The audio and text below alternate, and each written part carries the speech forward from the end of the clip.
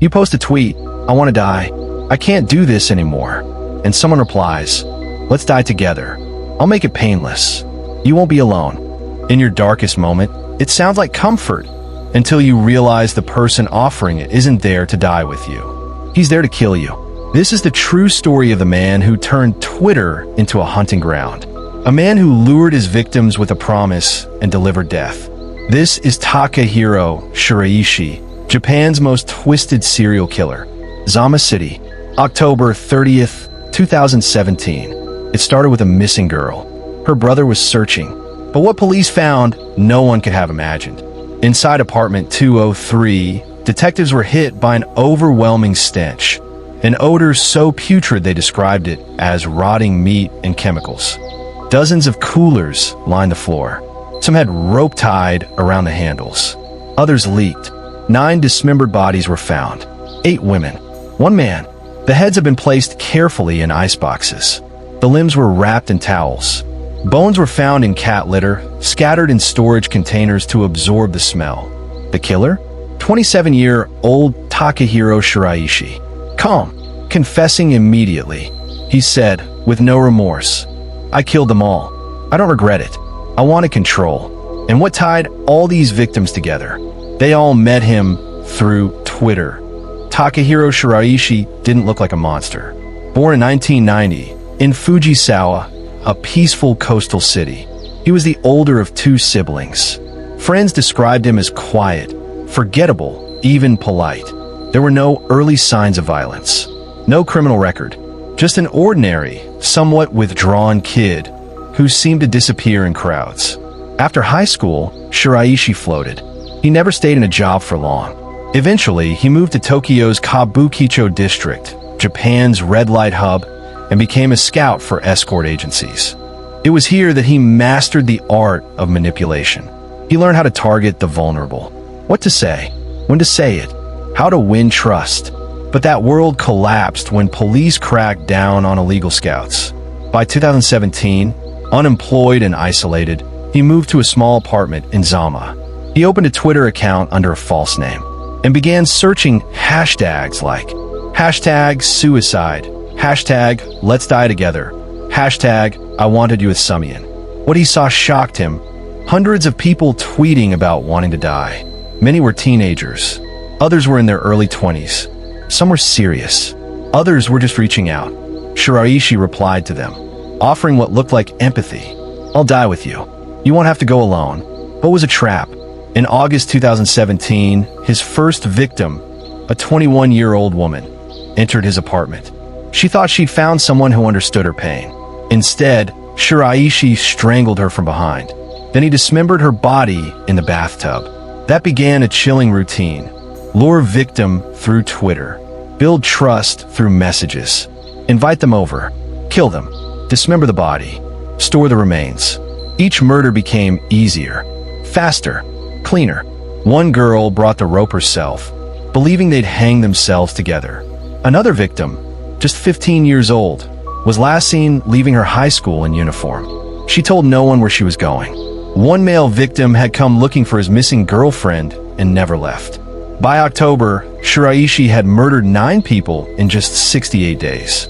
The killings might have continued, but one girl's brother refused to give up. His sister had stopped responding.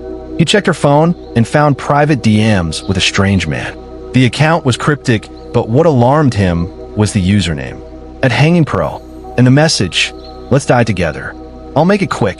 He reported the account to police. Authorities traced her phone's signal to Zama. On October 30th, they knocked on Shiraishi's door. The moment he opened it, the smell of decay hit them. When they asked where the missing girl was, he didn't hesitate. Inside, "I killed her. I killed others too."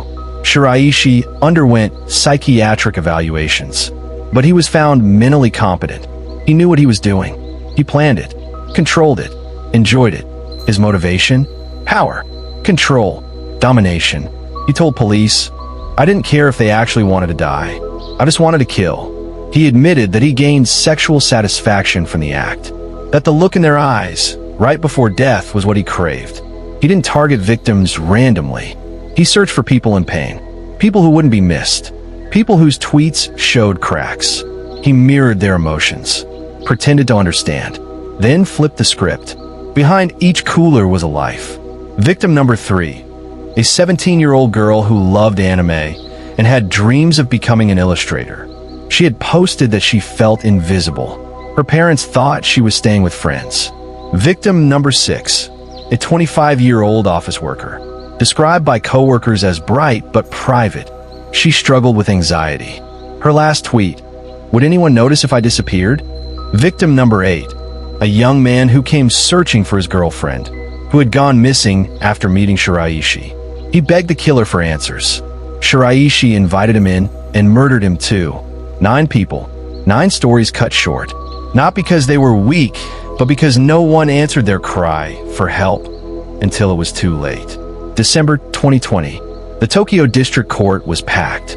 The defense argued that these were assisted suicides, that Shiraishi merely helped fulfill his victims' wishes. But prosecutors had messages, videos, forensics. They proved victims had changed their minds. Some tried to flee, others fought back. The judge declared, none of the victims consented to be killed. This was premeditated murder. Verdict, guilty on all counts. Sentence, death by hanging. As of today, Shiraishi remains on death row. In Japan, executions are sudden. The prisoner is informed only hours before. There are no appeals, no warnings, just silence. After the case broke, Twitter faced global backlash. How could such messages go unnoticed? Japan passed stricter laws on suicide-related content. Twitter began linking suicide prevention hotlines directly under relevant hashtags. But the question remains, can technology truly stop a killer who learns how to blend in? And beyond tech, what about the silence? In Japan, talking about mental health is often taboo. Many fear shame, rejection, embarrassment, so they turn to anonymous spaces. Spaces like Twitter. Spaces where predators like Shiraishi are waiting. The Twitter killer didn't just kill people. He exposed something deeper. A broken system, a lonely generation, a digital world where pain is just another post. Each victim thought they'd found someone who understood them. What they got was a killer who wore compassion as a mask. The real tragedy? If even one person had reached out, if one hotline had answered faster, if one friend had seen the signs, maybe things would be different, but silence kills. If this story disturbed you, you're not alone. And if it moved you, don't let it vanish into another scroll. Comment seen, because someone right now might need to know that they are. Share this story. Break the silence. Help create a world where cries for help aren't ignored. Subscribe for more true crime documentaries that dig deep, not just into the horror, but the human truths behind them. And always remember, some monsters don't wear masks. Some wear empathy, and they're just one tweet away. Let us know your thoughts in the comments below. Subscribe for more gripping true crime breakdowns, mysteries, and criminal psychology stories, only on Twisted Case.